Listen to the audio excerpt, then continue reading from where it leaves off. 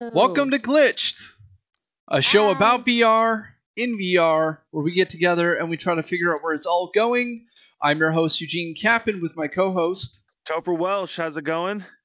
and our guest tonight is Dr. Evie Powell, the creator of Hi. such titles as Melody and Snowball Adventure, or Epic Snowball Adventure. Epic Is Snow that Day Adventure. Epic Snow Day Adventure? I knew I was going to get it right eventually. Eugene, you had one job. One I job. I know. I'm terrible at my job. But that doesn't keep us from getting canceled. So let's have a That's great right. show. Yay.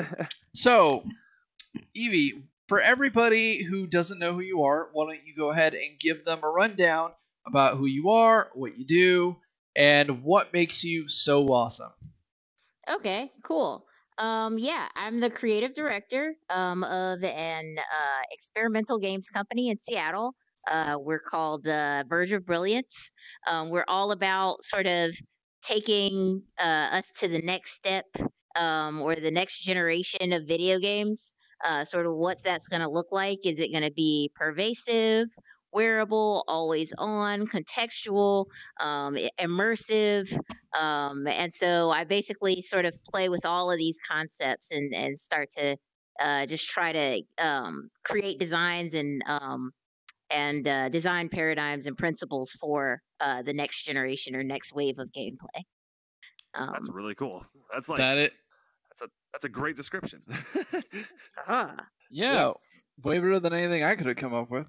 I know, yeah. So like you basically just get to experiment and create things in VR every single day and Yeah. study like how people interact with different things, and you just get to Mhm. really like study human. Do you study human like behavior a lot? Yes. I study human behavior. I study ludology. I basically sort of look at some of the concepts of play. So one of the things that sort of my PhD was about was, what happens when those boundaries or the circle of play gets blurred in some way. Uh-huh. And so it was all about trying to figure out what are the implications there if you have a game that never really turns off or you never really stop playing. Basically, it becomes a system of being able to track high and low engagement. If you want the person to have fun in the game and still not seem like a lunatic because they're constantly playing a game that they never leave, because you don't want people that just sort of you know, go into a basement and never come out Yeah. because they're in VR or they're in, some game all the time where they're playing it while they're driving or things like that. So you have to be really careful and mindful of like tracking engagement and then also, presenting them context based off of their level of engagement. And so, yeah, it's all a lot of fun. Nice. Have you guys ever done any like study of like how likely it is that like the human race might one day be fully engulfed in VR, and like have you guys done stuff around that at all, or How likely is the Matrix? yes. Yeah. That's what I want to know. That's what he was asking. How likely is the Matrix? How likely is the Matrix? I mean, I can at this point. No, I haven't done an official study on that. But I would say that I would like a metaverse of some sort. But being trapped in there, kind of Matrix style, is not necessarily what I want. True. But yeah, Or Ready I mean, a Player place. One less Matrix. Yeah. I mean, more of the sort of transportative nature of it, where it's just like, oh, I can be anywhere in this world, and this world is infinite and endless, and I get to meet all kinds of people and travel all around the world without ever leaving, my home. We're all batteries and nothing's real. Yes. Yes. That is my goal. So how did you get your start into virtual reality? Let's see. Virtual reality, it was something that was sort of happening in the back burner while I was in school and going to the college to get my PhD.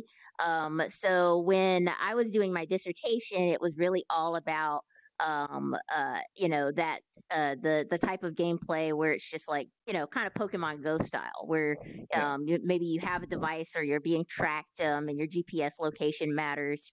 and you never really cut the game off.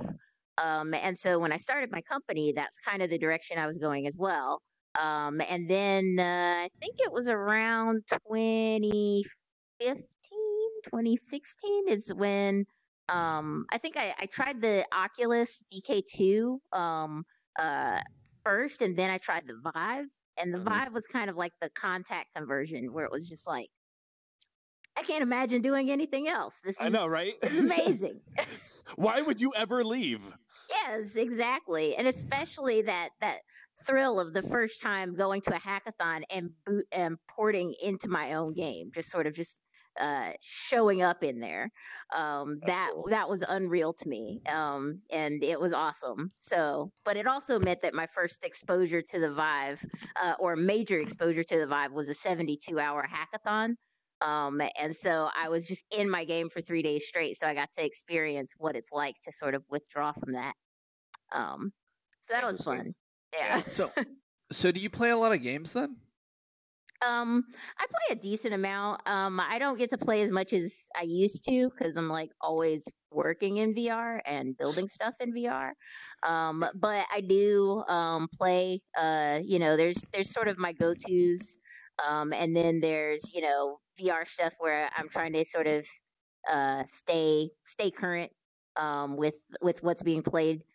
Beat Saber is sort of like my life right now. Oh my god, it's amazing, isn't it? Isn't it awesome? Have you done Darth Maul style?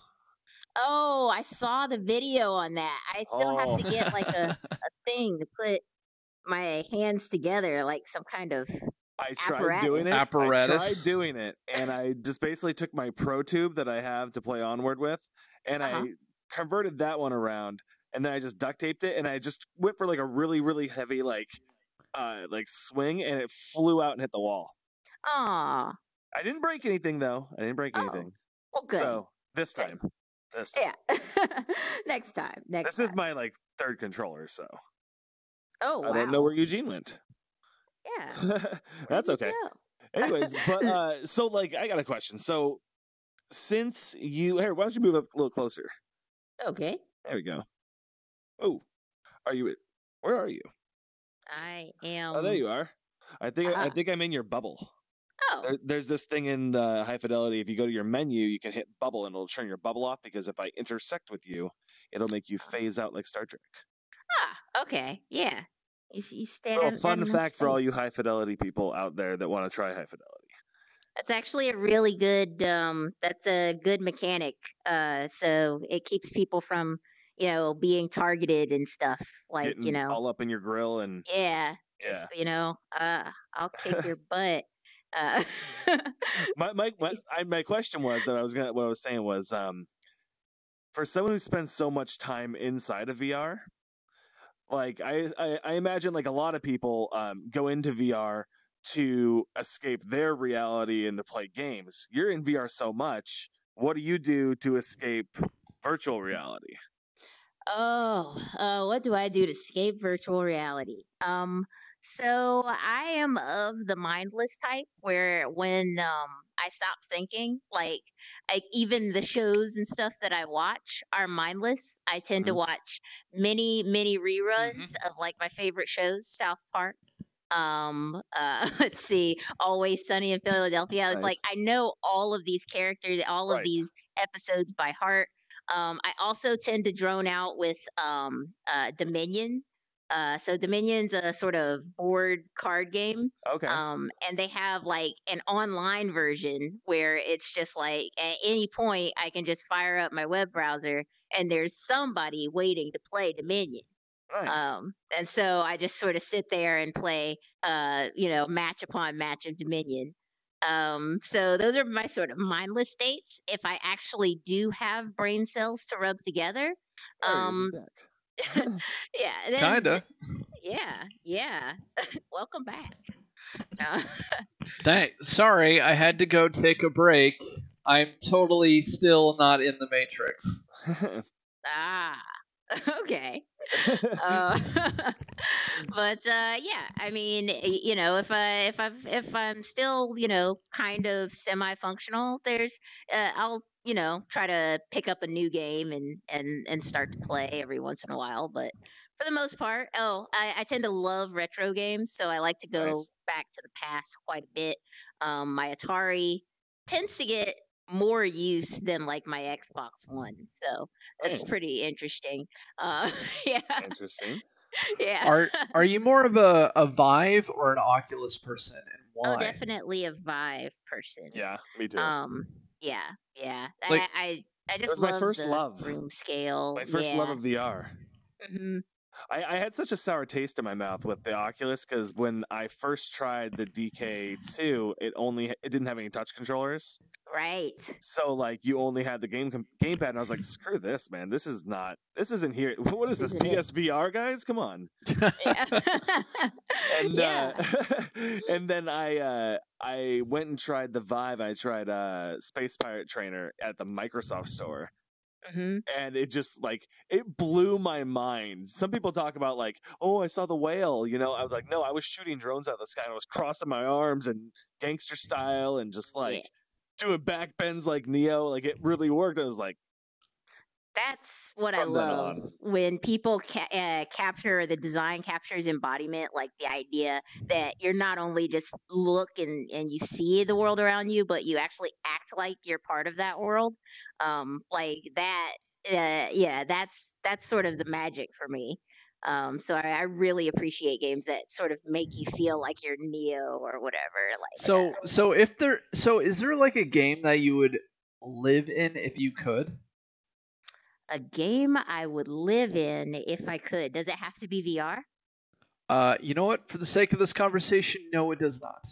Okay. A game I could live in if I could. Well, Minecraft. Actually, that's not too far off from the truth. Right. Like I've got years and years of a server built, and I've been living in Minecraft off and on for several years now. So yeah. I mean, I'm pretty sure I'd live in one of my several castles in Minecraft. I also am completely a diehard fan of the reboot Tomb Raider series. Oh, nice. Yeah. So that's the series where it's just like anytime a new game comes out, I think there's one scheduled for next year. But whenever I get like the date of release, I just mark it on my calendar of I'm taking a vacation at least 3 days from whatever I'm doing to play this game when it comes out. Yeah. I used to do that with Final Fantasy games. Ah, yes. Final Fantasy is also one of my favorites. 15, however, kind of missed the mark for me.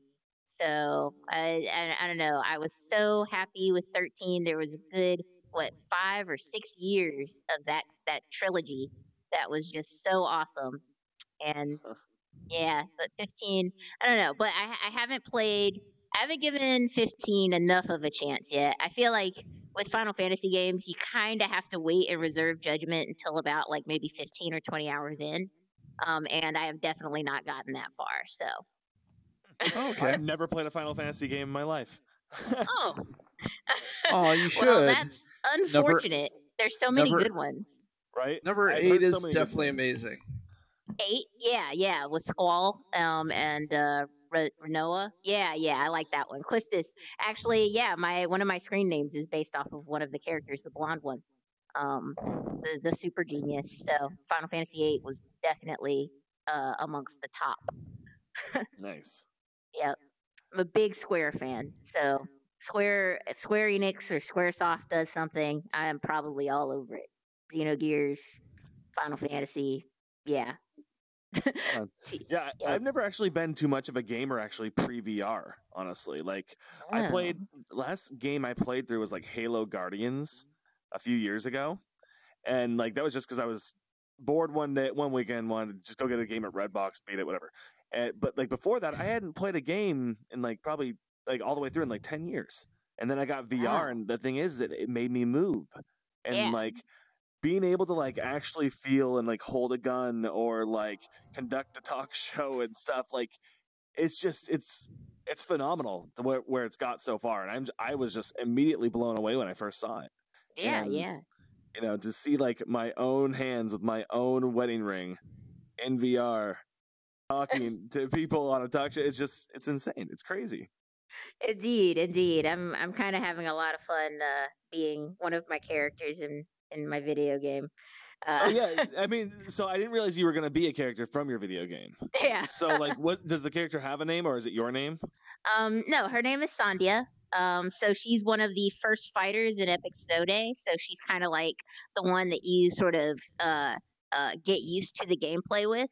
And so yeah, she's just sort of this little sporty little 9-year-old, and she runs around and throws snowballs at you and knocks you out. And so yeah, she's for one of your first targets of cartoonish violence. Do you have a preference of like taking out children with snowballs? Is that like one of your favorite things to do? And so you're like, man, I just can't get enough of like messing with children. I need to make a whole game around it. Yeah, I mean, that wasn't the inspiration of the game. I was inspired by the idea of making fully grown people actually, get on the ground and play as if they were, like little kids. So the scooping up of the snowballs and throwing things around, I just wanted to make people act like that. But it was a nice little sort of side bonus is that the actual act of like knocking these kids off of their feet and knocking them out of trees and stuff is very, very satisfying. I was very happy as I was putting this together. I haven't played the game yet. Did they like heckle you as they like hail snowballs at you, or? Yes. So when they hit you, they just sort of sometimes they'll do a little dance. They'll do like Cabbage Patch or something. Then they're just like ha ha, or and they'll run around the house. So yeah, they're spunky. So I was hoping they'd be throwing like your mama jokes at me too. Oh no, I wanted to make it so that families felt comfortable playing together. There could just be like a family filter. I mean, you could like a little switch, like, do you want children to actually act like children, where they're like total little a-holes? Yeah. I wonder how many different modes could you have for different levels of heckle. You could start at like, Mr. Rogers, and then next would be like, like average kid, then Dennis the Menace, then like Bart Simpson, and then eventually like Hellspawn. Basically, it's just Damien from Omen. Yeah, I want an Alex Jones mode, or they just like yell conspiracies at me while they try and hit me with fluoride-filled snowballs. Oh man! Yes. Maybe that'll be an Easter egg. I'm sorry. These snowballs aren't fit for snowball fighting. They're full of chemtrails. These snowballs are making the frogs gay. Indeed. It's funny watching people like, try to do things that are just not kosher for, having a snowball fight with kids. There's a mechanic where you can drink hot cocoa to warm yourself up because, if you get too cold, your mom calls you back inside. Okay. But if you, a lot of people, almost every person, grabs the hot cocoa, drinks it, and then tries to chuck the empty cup at like little kids. So I have actually tried. That was the first thing I did. when we were at VRLA and you let me try it, you're like, try this hot cocoa. Then I like tried to nail a kid with it. Yeah. Hey, you little bastard, take that cocoa. Yes. Oh, there's your one. That's not a bad word. It is too. That's it from rhymes one with bad word actually. So I'll give you that. Okay. Bad jokes. So, all very. So very why kids. don't we talk about your first game, and then we'll really dive into Epic Snow Day Adventure.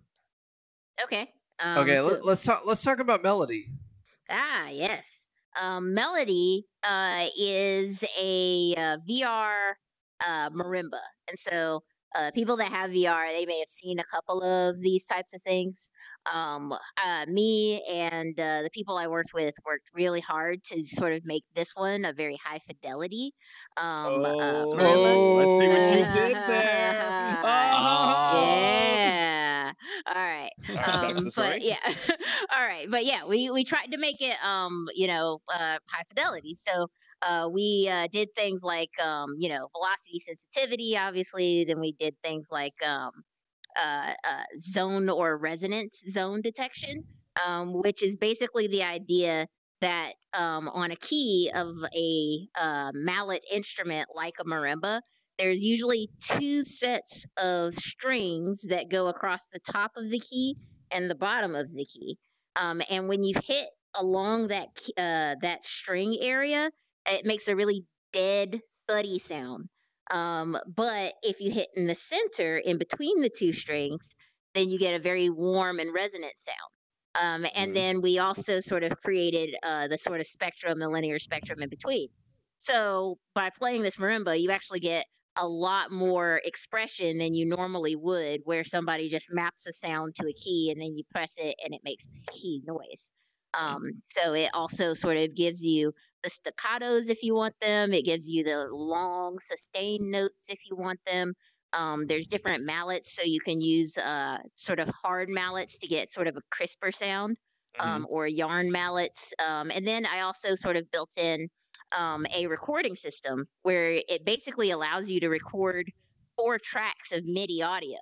And so you can basically record and then choose another track and record on top of yourself and create this, awesome sort of composition, and then save it as a MIDI file and share it with your friends. Nice. Yeah. And so basically, it's in early access. Right now it's just marimba. But the idea is that, I can do this and apply the same kind of thing to a ton of instruments, whether they are real instruments or not. So getting synthetic sounds in there and basically allowing people to sort of have a VR digital audio workstation. Nice. Are you musically inclined outside of VR, or do you play a lot of instruments? Yes, I do. I play a lot of instruments. So I started out with piano, and then in high school and in college, I played percussion instruments. I was drum captain and stuff for my marching band. I did a lot of stuff. And then I also play guitar a bit, probably not as much as I'd like to. Mallet instruments, drums, and keyboard is those are my primary things. And then I also sing. So I'm a big karaoke fan. I can concur about that. I've gone and done karaoke with her. That's right. You were saying something about that. What you guys used to do? You guys used to hang out and. So I didn't know this when I actually had a short contract over at Pixel Fire, and she just happened to be the lead engineer there. And I was doing UI UX design for VR. Okay. Yeah. And then and then one night we were like, "Hey, you want to hang out?" And she's like, "I go do karaoke." And I was like, "Oh, I can do karaoke."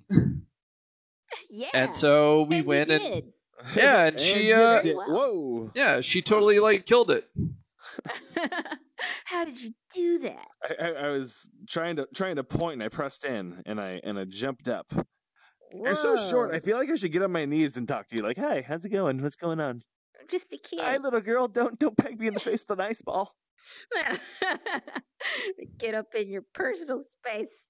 How dare you? Oh.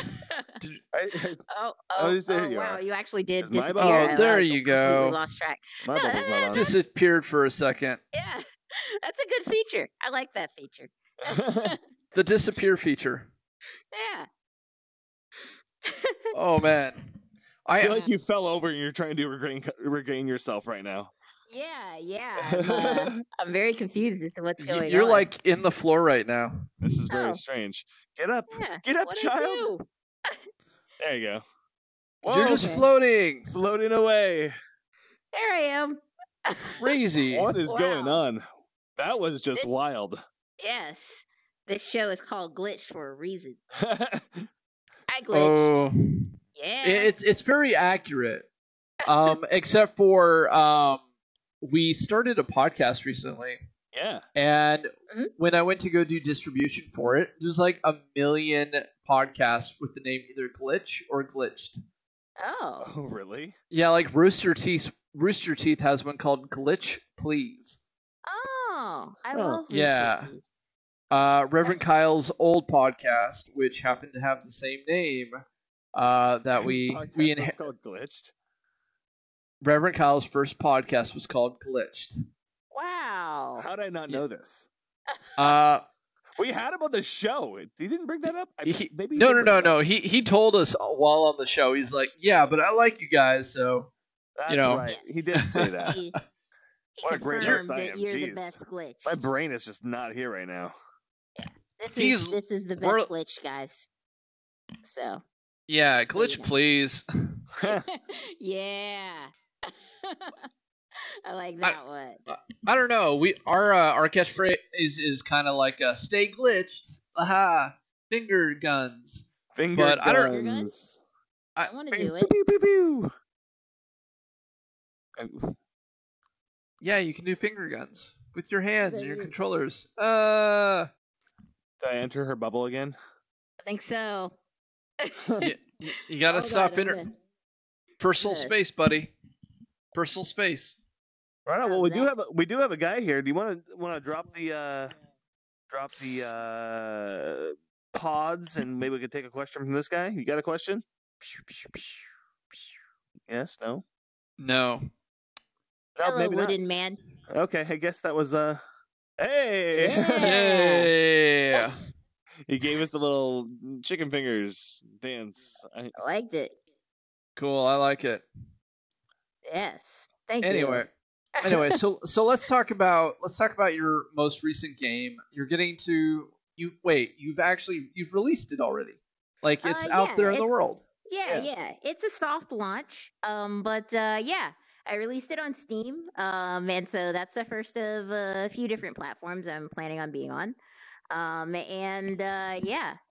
It's really I'm pretty much approaching it sort of Minecraft style, where it's just like, maybe every month or so I just add new content to it. So so you'll see new characters, multiplayer, fun stuff as it continues. Oh, more people. Hello, awesome. Everyone. People are showing up. Yeah. All right. Wow, we got some people hanging out. What's going on, guys? It took everybody a little while, but they're shuffling in finally. It happens. You're only a half hour late. It's no big deal, guys. Don't worry about it. Don't worry. It's all good. It's all good. I got stuck on the roof for the first 4 minutes of this show. You were on the roof too? I enlarged myself. I shouldn't say it that way. I made myself big.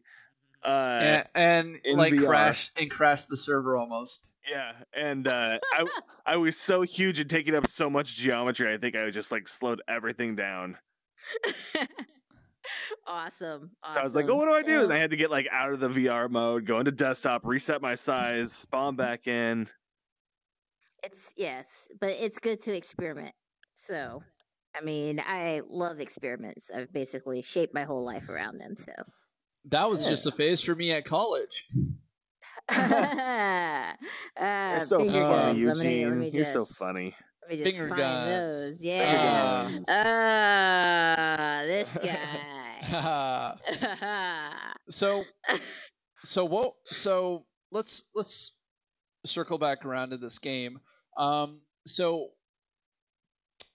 what, in terms of the game, are there more updates that are coming? Are there more features? Are there things that you can talk about? Yeah. So right now, I am in the final throes of testing Avi. Avi is our ninja character, and he is unlocked in some of the later mid levels. And so this character is really awesome because he climbs trees and sneaks up trees and does sort of a sniper mode thing. He's super fast. So he's like, Andy's the first boy in my game. So yeah, Represent. Indeed. And so yeah, he's the newest character. And then yes, I'm also working through. I'm sort of in the design phases of the multiplayer campaign. So yeah, that's coming later on, probably like towards the end ish of this year. But yeah, Avi's coming actually within the next couple weeks. So Nice. yeah, look for that guy. He's awesome. And then there's other characters after that. So. And we did want to mention that Evie was nice enough to send us a bunch of copies, and we will be giving away 2 of those copies for people who have gone to the YouTube video and left a comment after the show. Yeah. Yeah, so, and to find that video, if you're not currently watching the video, it is on youtube.com/CaponDesignTV, and we'll see you all there doing the thing. Leaving the comments. We actually got a couple of comments over here. Anything worthwhile? Leif Nobody says, gotta love Evergreen. UUFDA. Oh, I missed the comment because I got too close to you. I'm going to fix my bubble. My bubble is not nice. Your bubble is sensitive. It's too sensitive. Yeah, now I can. Hey! Nice goggles. Yeah. That's so much better. Glasses, yeah, I like it. I like not being. I just want to toss you in the air. Yay! Don't do that. I wonder if those domes bounce like marshmallows. Yes. Oh. I really want you to add a character that just has VR goggles on her head the whole time. Are you jumping? Yes. Ready and waiting for new messages. No, the one below that. I was trying to grab it and bring it down. I think it's not editable right now. Okay. You're like in the ground again, doing a jig. I don't even know how you do that with your feet. You been watching Footloose or something? Jeez. Yeah. I watched Footloose too many times. Patrick Swayze. Indeed. Dank references. Oh, she's climbing in the floor. Oh wait, no, we got another one. Oh geez, no, she's clipping. Yeah. Oh, I didn't even. I was. I think I recovered though. Yeah. Now I'm good. I think we're good. Awesome. Yeah. So let's talk about the process. Like, how do you decide that you want to do a new game? Well, let's see. They spawn in these game ideas spawn in different ways. Sometimes it's a hackathon where it's just like, just a group of people with fresh ideas, and we figure something out to do in 48 hours or 72 hours, and then it turns out to be pretty awesome, and we want to keep going. So with Melody, that was kind of how it happened. It was basically, it started as a conversation where somebody was like, wouldn't it be awesome if there was a marimba in VR? And I was like, yes, it would be awesome. Would be. That sounds awesome. Why haven't I done this? And so, yeah. We worked on it for 48 hours, and then we kept going. And so nice. it was awesome. And then, yeah. Like, how long did it... Go ahead. Oh, go for it. Oh, how long does it take you to typically, finish a game? Like, how long did it take you to finish Maroomba, then how long did it take for you to finish Snow Day? Let's see. Marimba, oh man, I started it at a hackathon. I think it at least took maybe a year, possibly a year and a half. Like, most of my games I do sort of off and on between contracts and consulting. And so, I'll start the game, and then, a couple weeks later, I'll be like, oh, that game was so awesome, I want to keep going with it. And then once I get really, really close to finishing, I'll just do something where it's like, okay, this is my primary project. I'm not doing anything else until this goes out the door. and so both of the games, Melody and Epsiode, sort of materialized like that, where it was just like, I started it. Awesome cliff, like it, yeah, awesome audience diving mosh pit. That's good. I like it. I like it. Don't jump on the stage; you get sniped.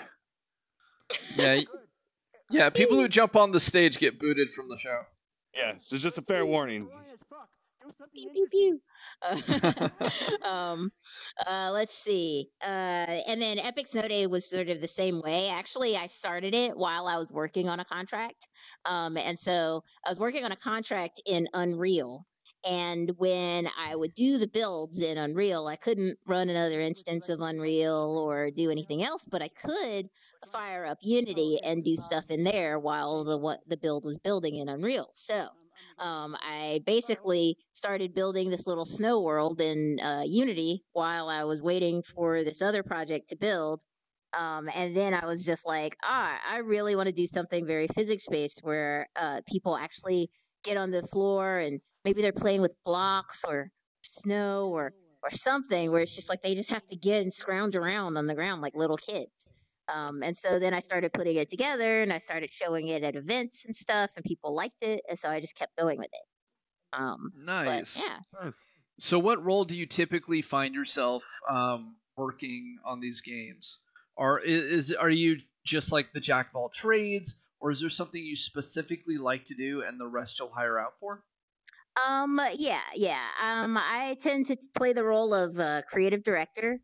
So basically, sort of coming up with the design, the vision of the game, and figuring out what's the best way of putting it together, what parts go together and make the better whole. And so, yeah, I tend to do that, sort of a team lead type of position. And let's see. Yeah, I mean, I'd say that that's my favorite thing to do. I'm also a programmer, and so that's kind of what my degree was in.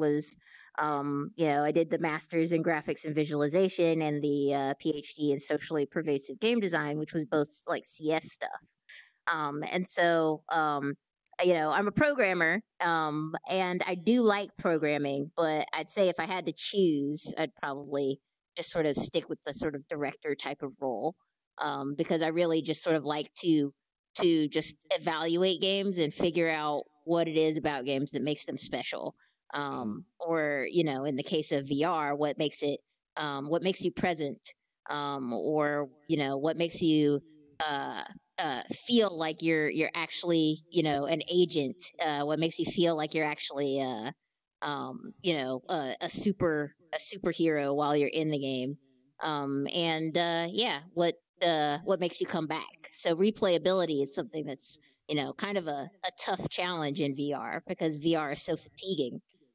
So it's just like what type of experience makes a person go and do their 8 hours of school every day or their 8 hours of work or whatever, and then come home already tired and put on a headset and play some more. With the regular video games, that was pretty easy. You sort of zoned out. Your brain might have been engaged, but your body was completely relaxed.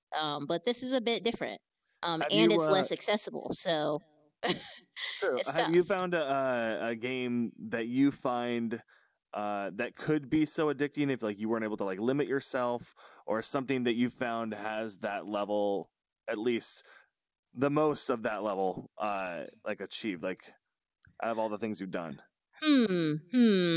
Well, I mean, there's a couple of games that surprised me with how long I was willing to be in VR at one time. So Super Hot was a really good example of a game where I didn't put it down until I finished. And that was hours. That was like at least 3 hours of like sweating and stuff and being really icky. But I was a superhero in that game. Yeah. And so I was very impressed with the amount in which I was willing to subject myself to, the resolution in the Vive is pretty good, but you can tell that there's a long way to go on it. They're also pretty heavy, fatiguing over time. You get really tired and sweaty, and the form factor doesn't really do well with sweat. You just sort of like fog up and you just feel really gross. But I was able to zone out, sort of hit a sense of flow, or as close as flow as you can get in VR. So I was pretty impressed with it. I've spent I wouldn't say massive amounts of time in Beat Saber, but I've spent a decent amount of time in Beat Saber. Beat What's your Saber longest has sort run? of a Come on. yeah, it has a sort of a nostalgia value to it for me too, because I grew up on DDR and Guitar Hero and Rock Band and Parappa the Rappa. And so playing that and then actually feeling like I'm part of the beat and I'm also swinging around lightsabers is pretty magical to me, and I will spend all of my time. You feel so cool doing it. I know, and I recorded myself. This is what's so interesting, is that I feel like a god playing that game. Yes, but I recorded myself, and I look ridiculous playing. Oh, me too. I did the same thing. I was like, I can't put this on Instagram. I look like a fool. Yeah. I have yet to play. I look like Justin Timberlake, man. Oh, you have I was to play this dancing game. and I'm doing like all this stuff. I need to get it. It's like I look so good. I think I look so good. I look back at the video. I was like, wow. Yeah, it's like the nerdiest thing I've ever seen myself do. Yeah, it's like this is worse than Star Wars lightsaber kid in the early '90s. yeah. I really felt that way. I think that was late '90s. Yeah. Have you guys tried with the blade one, doing the Darth Maul style? You really look like him. Yeah, that was really cool. I still really need cool, to try though. that, and he looked cool doing it. So, Hey Topher, your god just entered the room. Oh, flying it's spaghetti, the spaghetti monster. Yeah. What's up, buddy? What do they do? Did they just shake at me? What's the spaghetti monster supposed to say? That's pretty cool. Sorry. Sorry about your life. Sorry about your life choices. It's okay. It's okay. I gotta live with what I've become. It says, "Hey, Topher, Evie, and Eugene, how do you guys improve your VR tolerance? Moving quickly in VR environment gets me a little sick after a while." Well, if you think this is quick, check this out. I'll just turn on my sprint. Oh, snap. I'm gonna like run around. Yeah. I mean, I was. It doesn't bug me at all. Indeed. I think some people are just naturally, like if you're naturally someone that gets car sick, you probably experience VR sickness a little easier. Yeah. And then there are those other people who just never get sick. Yeah. And we call those VR devs. Yeah. I mean, you do sort of build up a tolerance over a while. I mean, this is like I'm so used to wearing this headset. Like I sort of wear it as a baseball cap at work, so I just sort of have it on my head all the time, and so I'm constantly going in and out. And so for me, any kind of sickness or illness that I felt when I first started is completely gone, which has some downsides too, because that means I can't test the quality of this for a new user. And most VR people at this point are people that are playing VR for the first time. So actually, if you get sick, you're actually very valuable to VR devs, because they want to know if they're doing the right thing. And actually, that leads me to one more thing. Is sometimes it's a matter of the games you try to play.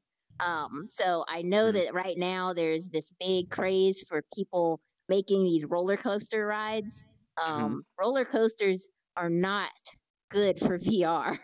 The angular velocity that you experience when doing like little turns, where basically the game turns your head without you actually moving your head, that actually really, really messes with like your inner ear.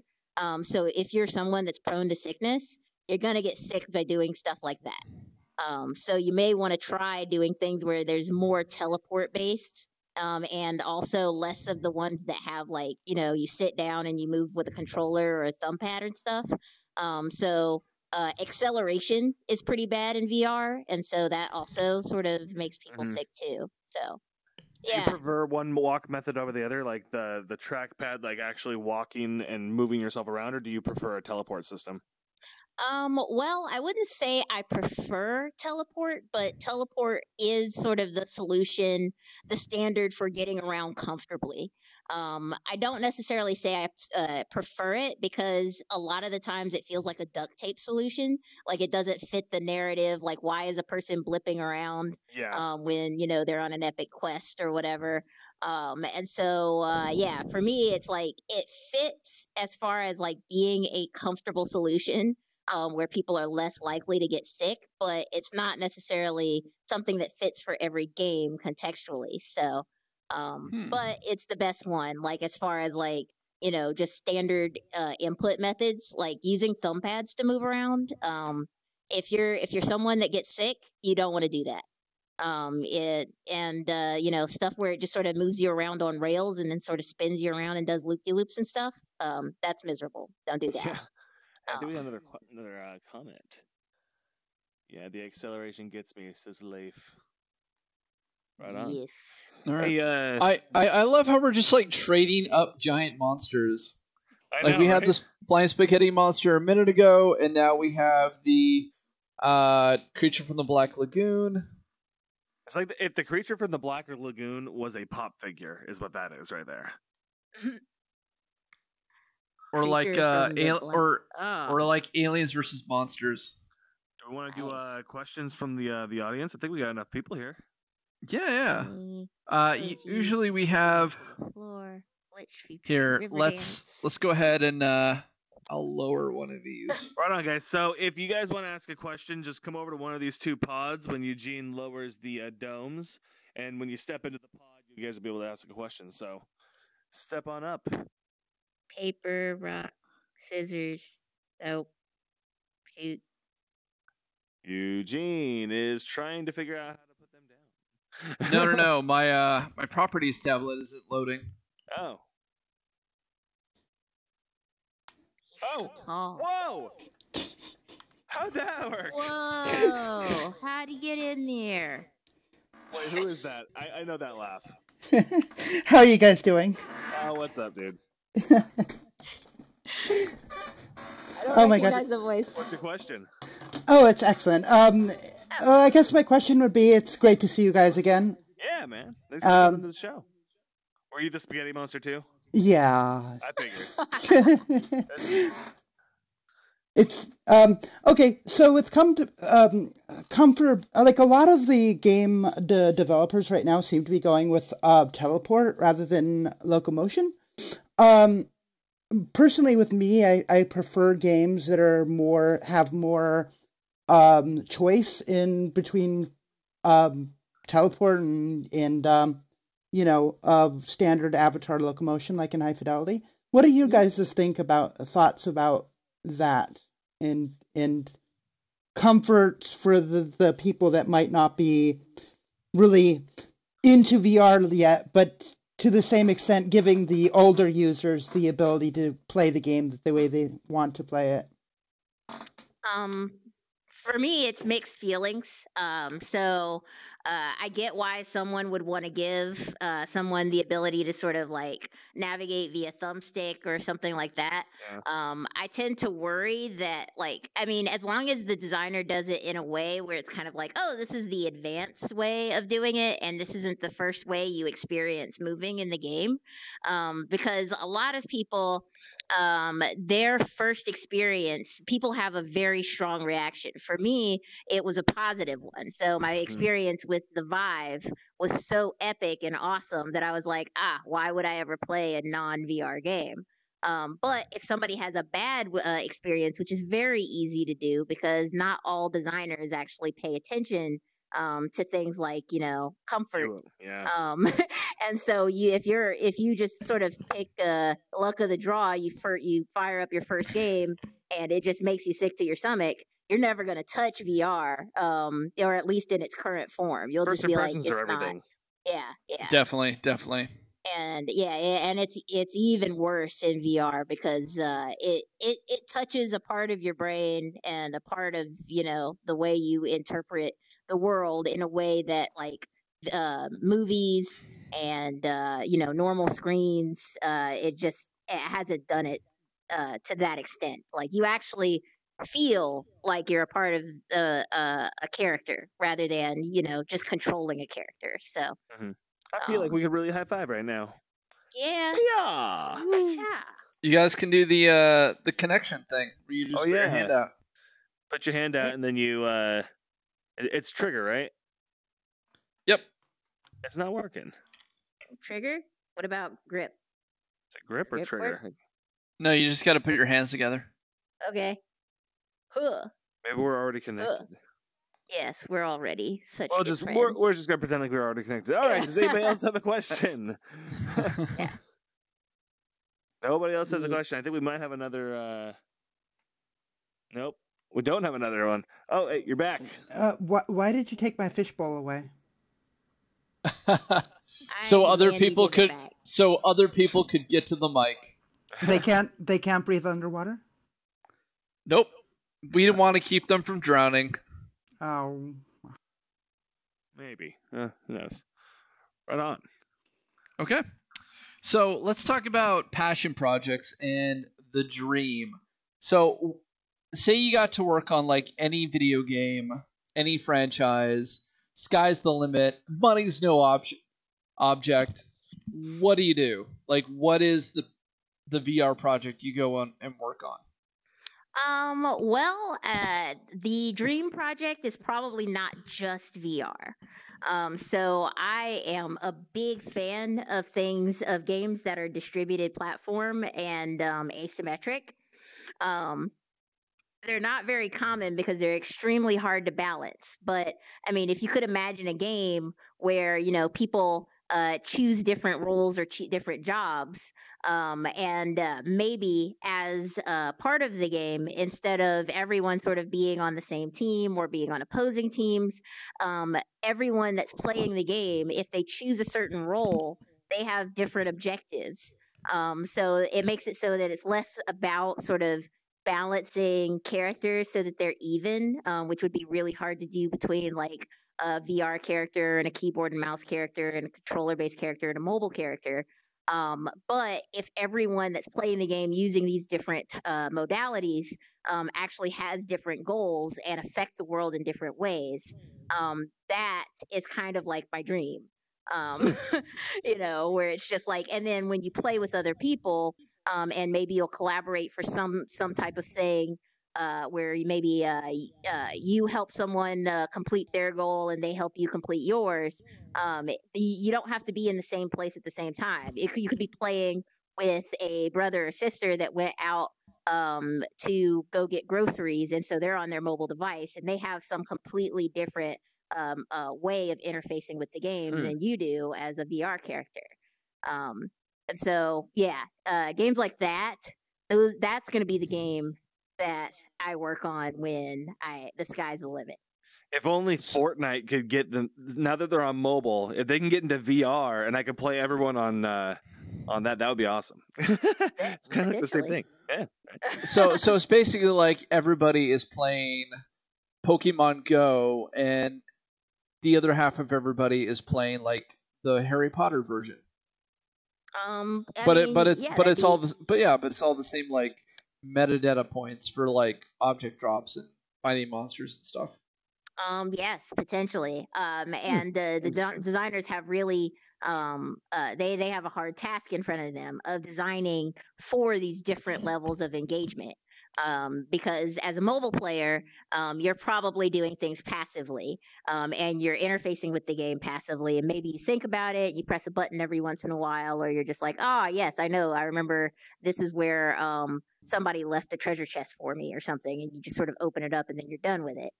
Whereas a VR person is extremely engaged. They have no context of the environment around them. And so they have a completely different way of playing the game and excelling in the game. And so balancing that and making it feel like everyone sort of has a very important role in the game is quite a challenge. But yeah, it's what I want to do. That seems like a huge task. That I believe in you. I believe in you. Yes. What do you find to be the most difficult thing to design for? Ooh, the most difficult like device. No, Mm. like object or character design or level or UI. Like it can be any aspect. It doesn't have to be device centric. Okay. Yeah. Well, I mean, I guess when I immediately started thinking about devices, so I'll answer that one first. With devices, mobile is the one that really hurts me because mobile basically sort of has this sort of prescription already of being mindless toilet games. Where it's like, oh, you can play it while you're on the toilet or you're, waiting for the bus or something like that. But there's no context associated with it. And it's really just about picking up the game, playing it for 5 minutes, and putting it away.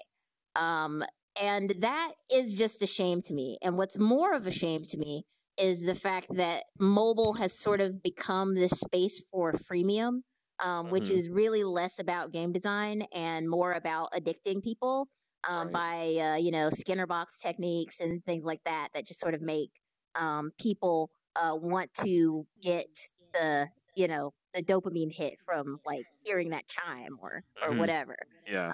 And so it's extremely exploitative. And so yeah, I'd say that mobile is hard because first of all, you're fighting an uphill battle of nobody expects to play a game that has more meaning than just sort of the play for 5 minutes and put it down. And then there's also basically how it's if you were to design something with more meaning, you probably would design with context. The thing about mobile is people usually play stuff, where it's just like, oh, you push a button and then something pops on the screen, it makes a sound, and you're happy. But mobile devices have like accelerometers, they have GPS, they have all of this technology that can actually figure out where you are in space and what you're doing. You can actually kind of figure out what a person's doing by tracking their device, which doesn't have to be a thing that scares people. It could be a thing that it capitalizes on getting you exposed to things around you that you may be interested in. So yeah, for me, people always freak out about that whole like, your device is tracking you. But I mean, if you really think about it, the luxuries that you experience in your life, a lot of stuff is based off of the data that your devices send around. Yeah. I mean, it has the capability, if done correctly, of making your life so much easier. Right. So the non-game example that I like to give to a lot of people is, what if the sort of next generation of like wearable mobile devices, if the microphone picked up that somebody was speaking in a language that wasn't your own, without you actually asking it to, it would just display subtitles above that person's head. Or translate it for you. Or translate it in real time. Translate it and just audible, type it right back to your ear. AR. After the Google I/O thing we just saw the other day, I mean, I'm sure that's not very far off at all. Right. It's not very far off. It's just a matter of, getting everything working together so that, the natural user interfaces are a lot less noisy. And so you're less likely to get false positive dictation, getting that better. All of that technology currently exists in some form. So I'm pretty sure that that's going to be a reality for us pretty soon. And when it is, that's really going to open up the entire world for everyone. So anybody that has that device doesn't need to learn a completely different language to go visit and interface with other people. They can just go somewhere and just know that they're going to be able to talk naturally. The other people will talk naturally back to them, and that barrier is lost. So it's like I can't wait. And when video games are kind of like that too, that's even better. Well, I mean, the first step was like we got Skype, and you were able to, and on the internet, you were able to talk to people all over the world with no long distance phone calls. And now that was mind blowing at first that you didn't have to pay $22 for a phone call to China. Right. But now it's commonplace. Like what you're saying, that's also going to be commonplace. Yeah. It's exciting. So as we're starting to wrap up here, do you have any advice for people wanting to learn how to develop VR experiences or games? Well, if you're in Seattle, you're in luck. This is sort of the central hub for this type of thing. There's meetups all the time. There's the Unity user group meeting. I'm one of the co-organizers of that. There's the Seattle hackathons that happen. I don't know. I think they're like once or twice a year now. Once every 4 months. At least it was that. It might still be that. I'm not sure. Well, they're like themed now. There's like the main one in September. But okay. Now they have like the healthcare hackathon or the engineering architecture hackathon. Yeah. Yeah. Okay. Yeah. I mean, but there's stuff like that all the time. It's actually to the point where I have to decide not to go to events so I can actually get work done, Right. which is rare for other parts of the world. But if you're in another part of the world, do not fret. The VR stuff is not. It's designed for content developers. So, and it's designed for people that just really want to make something special and get their hands on it early and sort of inform the rest of us. So. Just because you haven't been in VR for the last 2 years, you're not that far behind. When you think about it contextually, movies like the experts have been around for 60, 70 plus years or whatever. The experts are really old people. Whereas in VR, it's just like you're an expert if you've been doing this for like 3 years or so. Okay. So yeah, and the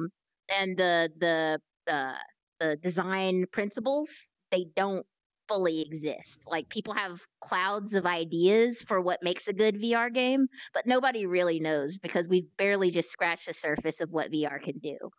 And we need lots of people from lots of different backgrounds to really make it into something that I don't even know what it's going to be, but it's going to be amazing. And so, yeah, I would encourage anybody that's interested, just start looking at Unity.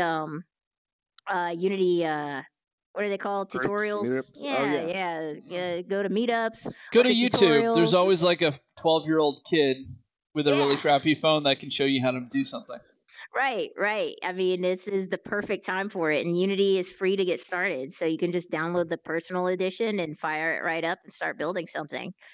You'll be surprised at how accessible it is. Like sometimes getting the hardware is hard because, of the overhead of buying a computer that supports it and all of that stuff. But if you have the desire, you can at least start making the content. Nice. Yeah. Well, anyway, Right. Dr. Evie Powell, thank you so much for joining us on Glitched. I don't have my clap script on. I'm going to bang my controllers together. Can you hear that? Hey.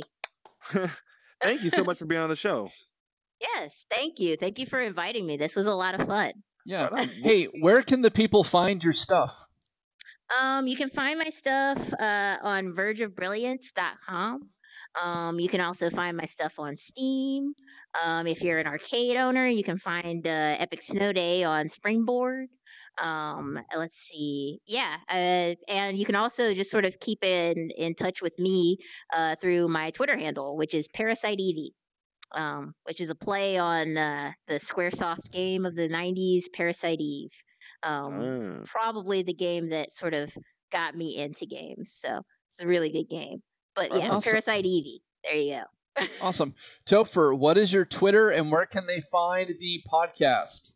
You can find the podcast on Apple iTunes, Spotify here very soon, on Anchor, on is it on Stitcher? I think we're on Stitcher. We're on Google Play, we're on iTunes. Yeah. And we're on iTunes. Anchor. So yeah, find the podcast there. Just search for Glitched. It's just Glitched VR podcast. Yeah, Glitched VR.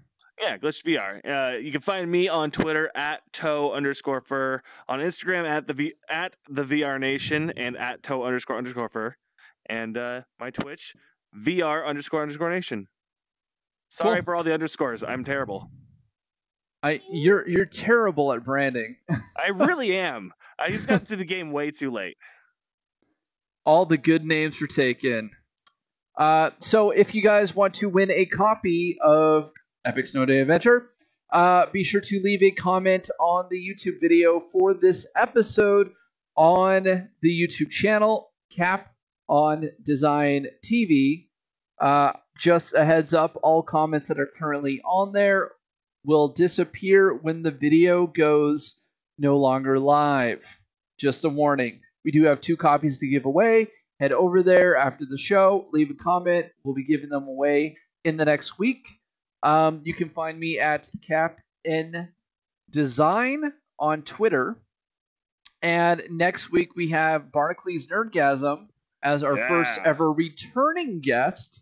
Things got weird last time. Things got very weird last time. He's a great guest. This will be his first time inside of High Fidelity. Last time he was on the show, we were on Altspace, and we just had a lot of fun.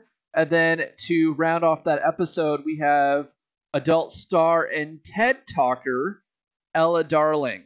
So I know her. Yeah, she's her. Yeah. Cool. She was at VRLA and we saw her there, so Yeah. it was really cool to meet her. And yeah. Evie's a big fan of her work. I don't think I've seen her work, but you haven't seen her. Come on, I mean you're not. You haven't seen her amazing TED talk. Have I seen her TED talk? I don't think I have. I need to do my homework. It's true. You got 1 week, kiddo. All right. Brush up. Will do. So anyway, thank you everybody for joining us. We will be back next week on Tuesday at 7 p.m. Pacific Standard Time here in the glitch domain on High Fidelity. Thank you, High Fidelity, for sponsoring the show. We will see you guys next week. See you guys later. All right. Bye. Yep. See ya. Bye.